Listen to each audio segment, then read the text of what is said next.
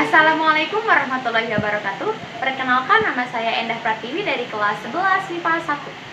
Di sini saya akan mempresentasikan materi sejarah kebudayaan Islam bab 1, yaitu Dinasti Abbasiyah. Dinasti Abbasiyah dibagi dalam beberapa konsep, yaitu yang pertama adalah latar belakang, tokoh penting, perang Al-Ahzab, langkah-langkah dan juga kelompok yang tidak puas pada masa Bani Umayyah. Yang pertama adalah latar belakang. Abbasiyah ini berasal dari kata Al-Abbas yang merupakan keturunan dari Bani Hashim yang merupakan paman dari Nabi Muhammad SAW. Posisi Bani Hashim tersingkirkan setelah berakhirnya masa pemerintahan Khulafaur Rasyidin dan tergantikan oleh dinasti Bani Umayyah. Keluarga Bani Hashim merasa teradilkan pada masa Bani Umayyah. Khalifah ke-8 yaitu adalah Umar bin Abdul Aziz. Pada masa itu tidak boleh ada satu orang pun yang melanggar undang-undang dan hukum negara. Bahkan mencela keluarga Ali pun tidak boleh, dan penjabat yang melakukan kesalahan harus segera dilaporkan ke mahkamah tertinggi yang diberi hak untuk memberikan hukuman pada siapapun yang bersalah. Dan rupanya langkah kebijakan dari Umar bin Abdul Aziz ini yang menyamaratakan seluruh rakyatnya itu membuka kesempatan bagi Bani Abbasiyah untuk merebut kekuasaan pada masa itu. Nah, dan adapun kelompok yang gigih menentang pada masa itu adalah kelompok dari Khawarij yang merupakan berasal dari golongan Syiah yang merupakan keluarga Abbasiyah yang termasuk pendukung Ali bin Abi Thalib.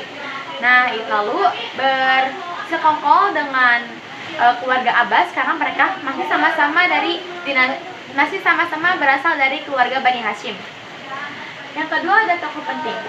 Tokoh penting yang berperan dalam pembentukan dinasti Abbasiyah ini adalah yang pertama Muhammad bin Ali. Muhammad bin Ali ini adalah tokoh utama ya dalam pendirian dinasti Abbasiyah. Beliau mempunyai rekan-rekan setia terutama di Khurasan.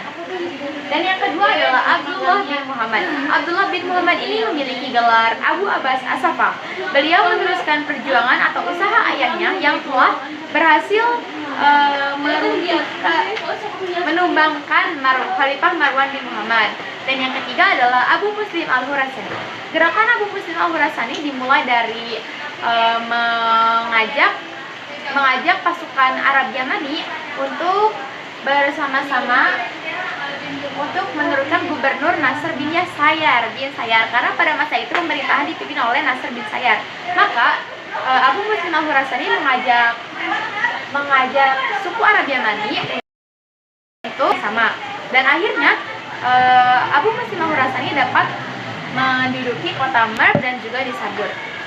Dan yang ketiga, dan ada perang Al-Ahzab. Pada tahun 750, Khalifah Marwan II dengan pasukan Persia, Syiah dan juga Abbasiyah di Sungai Zab. Oleh karena itu, perang ini dinamakan perang Al-Ahzab. Nah, pada saat itu pasukan Marwan II moralnya sedang lebih lemah daripada pasukan pemberontak yaitu Persia, Syiah dan juga Abbasiyah yang tadi.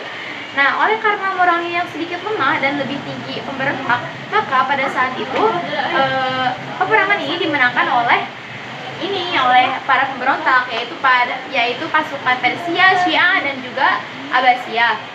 Nah, tapi Khalifah Marwan II ini berhasil meloloskan diri ke Mesir dan dibunuh di sana. Lalu Abu Abbas As-Saffah kemudian dibaiat untuk menjadi khalifah di Masjid Kufa pada tahun 750 Masehi. Lalu ada pun langkah-langkah yang dibentuk dalam dinasti Abbasiyah. Langkah yang pertama adalah membentuk gerakan bawah tanah. Tokoh-tokoh yang berperan dalam pembentukan gerakan bawah tanah ini adalah Muhammad Al-Abbas, Ibrahim Al-Imam, dan Abu Muslim Al-Khurasani. Nah, yang kedua, bersahabat. Jadi, mereka tidak menuju. Yang ketiga adalah dalam gerakannya menanggalkan nama Bani Abbas, akan tetapi nama Bani Hashim. Jadi, mereka tidak menggunakan nama Bani Abbas, tetapi mereka menggunakannya nama Bani Hashim.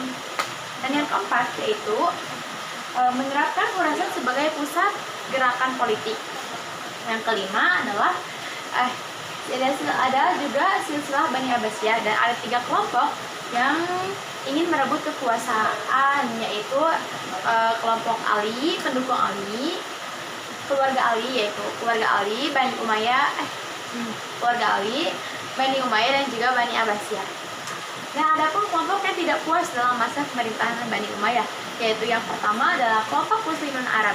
Kelompok Muslimin Arab ini memprotes status sosial mereka yang dianggap sebagai warga kelas 2 di bawah Muslim Arab. Dan yang kedua adalah kelompok Khawarij dan juga Syiah. Nah, mereka adalah kelompok yang menuntut kembali khalifah sebelum pemerintahan dinasti Bani Umayyah. Dan yang ketiga adalah kelompok Muslim Arab di Makkah, Madinah, dan juga Irak. Mereka kecewa dengan status istimewa bagi penduduk Suriah. Yang keempat adalah kelompok Muslim yang soleh baik di Arab maupun non-Arab. Nah, mereka ini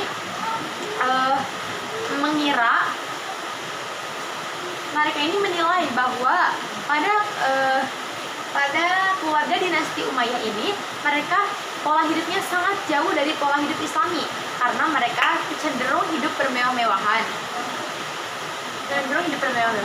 Selain ini, ada pun 3 kota penting yang menjadi pusat pada dinasti Abbasiyah ini. Yang pertama adalah Al-Humaimah. Al-Humaimah yaitu sebagai sebagai markas gerakan politik, dan yang kedua itu adalah Kufah sebagai kota penghubung, dan yang ketiga ada Khurasan sebagai markas gerakan praktis. Sekian dari saya, kurang lebihnya mohon maaf. Wassalamualaikum warahmatullahi wabarakatuh.